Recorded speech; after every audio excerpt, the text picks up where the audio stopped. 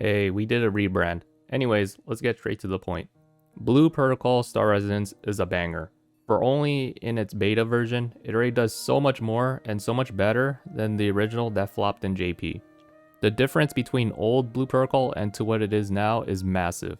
The resurrection of this IP is like Final Fantasy XIV when they shut down, then they reopened a little while later.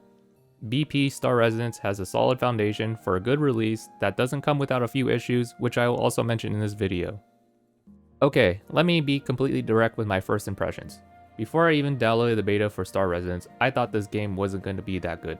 I think I fell under the same audience of folk that don't like mobile MMOs with all the games we had that fell under the same category like Taurus Land. And like that audience, we never played mobile MMOs because we always heard the awful stuff that take place in them, so we stayed clear from them for the most part. However, I wanted to give Star Residence a chance since the Blue Protocol IP was something I cherished even after the shutdown of the original game. And let me tell you, I'm glad I gave it a second chance. The first thing I noticed are the graphic improvements. Now, I'm no expert at defining every graphical change, but from a novice's perspective, it seems that the coloring has improved over the original, the overall cell shading has improved, and more objects and terrain has improved depth to it. Nothing groundbreaking in today's anime RPGs, but something that is noticeable over BP Japan's graphics. Exploration is another activity people enjoy, and while the graphics and traveling feel good, the game is still missing overworld events that could really bring the world to life. Sometimes it feels sort of empty, and that might be due to the max render distance being too close to the player.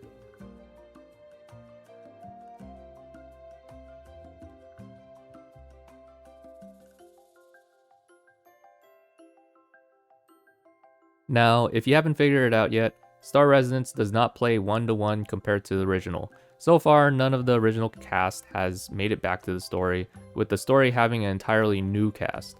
Although many monster assets were reused from the original, almost all of them have entirely new attack patterns, and every boss has mechanics that has never appeared in the original. This alters the way dungeons are played out, as now the boss fights at the end of a dungeon play a lot like similar fights you would see in FF14 or even Lost Ark. Back in the original, every boss has no mechanics and was simply a hit boss until a die simulator. While in Star Residence, it's more of a traditional MMO boss fight utilizing the Holy Trinity consisting of tank, support, and DPS. In Star Residence, your positioning is important for keeping uptime on the boss, and mechanic knowledge is important for clearing runs smoothly. All of this sounds amazing, but unfortunately in the beta most of these mechanics can be skipped if you overgear the content, and let me tell you, it was pretty easy to achieve that. The devs did do a Q&A regarding this issue, and they'll make necessary adjustments in order for mechs to play out normally, while also planning to add more mechs into the future. Now, let's talk about character progression. The game encourages you to play only one character, with the option to make alt characters if you feel like it. I will be going over reasons to play an alt character or account in another video, but for right now, it isn't needed to reach endgame content. The game gives easy access to swap between classes. You will need an item from the shop to access more than one or two classes the game lets you play for free, but any free-to-play can earn access to a single new class within less than a week's worth of playing the game through a currency that the game gives, which is bounded rose orbs. Do not confuse bounded rose orbs with unbounded rose orbs, which I will explain later in this video. The game offers a talent tree, which was never a thing back in BP Japan. The tree branches into two paths currently for each class, which dramatically changes the way the class plays out. I like to yap a lot in my streams, so a class path that's easy to play while still doing infinite damage like Frost Mage's right tree was a good choice. The game also lets you level skills using a currency you obtain in-game. Leveling skills is an entirely different system from your class's skill tree. Both of these help a lot in building gear score. Along the topic of gear score, gearing also has more to offer in Star Residence. There's substats on gear pieces you earn, there's also refining, reforging, gems, modules, armbands, combat fantasies, and possibly more I forgot off the top of my head. But the point right now isn't to learn about what each progression does, it's more to know that there's more to work on in this game to where you won't become as bored as you did back in BPJP, where you were done gearing in less than a couple of days worth of playtime. Okay, Now let's get something out of the way fast, which is the monetization. The Chinese community has already heavily critiqued it as being unfair for those that didn't invest money into the game, and the devs talked about it in their Q&A and live streams and will make adjustments for it to be more fair. But why was it unfair in the beta, you ask? This is mainly due to the unbounded rose orbs to unbounded Luna conversion in the auction house. You can buy unbounded rose orbs through the game's top off section. Afterwards, you can exchange that for unbound Luna, which is used to buy a variety of items, including items that would normally be time gated. Now, buying time gated items wouldn't be so much of a problem since anyone in the game can earn unbounded Luna without swiping. However, the amount of ways to obtain unbounded Luna is very limited to where the average non-whale cannot afford most of the time gated materials. Once again, Tencent is already aware that the player base is pissed off and will make changes. Furthermore, if you're ever worried that this will somehow bleed into global, you shouldn't worry since EU has laws preventing such predatory practices.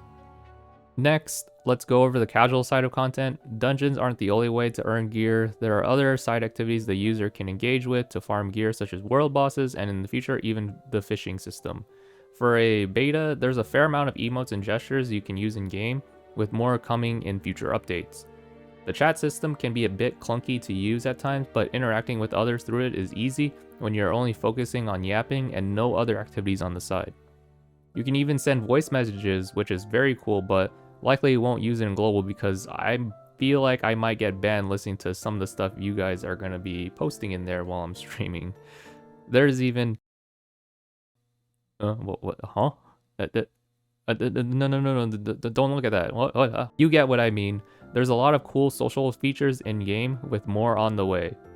The devs already mentioned that they wanted to prioritize satisfying the casual audience, so expect the activities I mentioned to be expanded later. Finally, let's talk about the time-gated content. Many content in this game is on a server timegate, meaning it'll open up for everyone at the same time. You might be thinking, timegate, great. Game is bad, GG's. But somehow Tencent implemented it in a way where the timegate is natural and makes sense for the game while still being fun. I'm not the best at describing it, but pretty much every person that has played through the beta has similar opinions and believes it's good. Some of those people also played through Tower Fantasy's horrible timegate system and still say that Star Resonance did it well. I played through the beta and still had over 500 hours, so I think something about the timegate was done perfectly if I managed to have that many hours in a 3-week beta period. That pretty much wraps up my thoughts. I might have missed over something, and if I did, that topic should have been addressed in their daily Q&As and dev live streams. The Chinese community has been very thorough with their feedback to address key issues the game has. To see all the Q&A yourself, check them out in the Star Resonance database community Discord. Link to it will be in the description below. Finally, what would I rate Star Resonance on a scale of 1 to 10 if it were to be released right now? Personally, I would give it a 7 out of 10. That sounds low, but let me explain the rating quickly.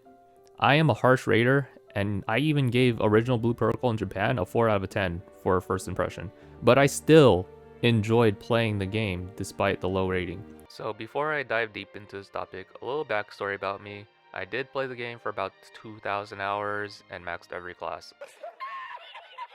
Furthermore, when you consider all the MMOs out there right now that aren't the juggernauts like Final Fantasy XIV, World of Warcraft, or RuneScape, many of them are 6 out of 10 right now, or even lower. 7 out of 10 is already a good start for standard MMOs, and I can already see a handful of players giving it a higher rating than mine. It already has a lot of cool features for a beta, with more planned adjustments and additional features along the way. Hopefully, I see you all playing Star Resonance someday.